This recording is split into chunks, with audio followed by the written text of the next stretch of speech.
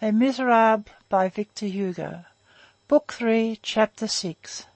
A chapter in which they adore each other. Chat at table, the chat of love. It is as impossible to reproduce one as the other. The chat of love is a cloud, the chat at table is smoke. Fameuil and Dahlia were humming. Tholomyès was drinking. Zéphine was laughing, Fantine smiling, Listolier blowing a wooden trumpet which he had purchased at St. Cloud.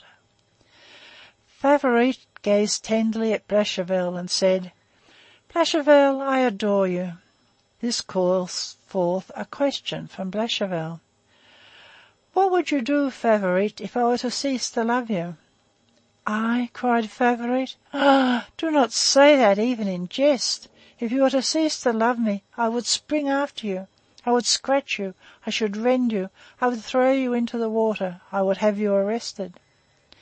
Blachevelle smiled with the voluptuous self-conceit of a man who is tickled in his self-love. Favourite resumed. "Yes, I would scream to the police. Ah, I should not restrain myself, not at all. Rabble."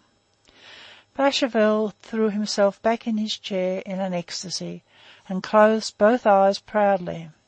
Dahlia, as she ate, said in a low voice to Favourite, amid the uproar, "So you really idolize him deeply, that Blachevelle of yours?" "I detest him," replied Favourite in the same tone, seizing her fork again. "He is avaricious. I love the little fellow opposite me in my house. He is very nice, that young man. Do you know him? One can see that he is an actor by profession. I love actors. As soon as he comes in, his mother says to him, 'Ah, mon Dieu, my peace of mind is gone. There he goes with his shouting. But, my dear, you are splitting my head.' So he goes up to rat-ridden garrets, to black holes as high as he can mount, and there he sets to singing, declaiming, how do I know what, so that he can be heard downstairs. He earns 20 sous a day at the attorney's by penning quibbles. He is the son of a former precentor of St. Jacques du Haut-Pas, and he is very nice. He idolizes me so that one day, when he saw me making batter for some pancakes, he said to me, 'Mademoiselle, make your gloves into fritters, and I will eat them.'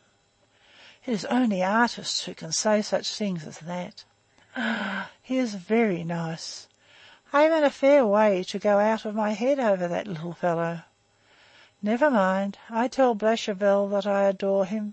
How I lie, hey? How I do lie." Favourite paused and then went on. "I am sad, you see, Dahlia. It has done nothing but rain all summer. The wind irritates me. The wind does not abate. Blachevelle is very stingy. There are hardly any green peas in the market. One does not know what to eat.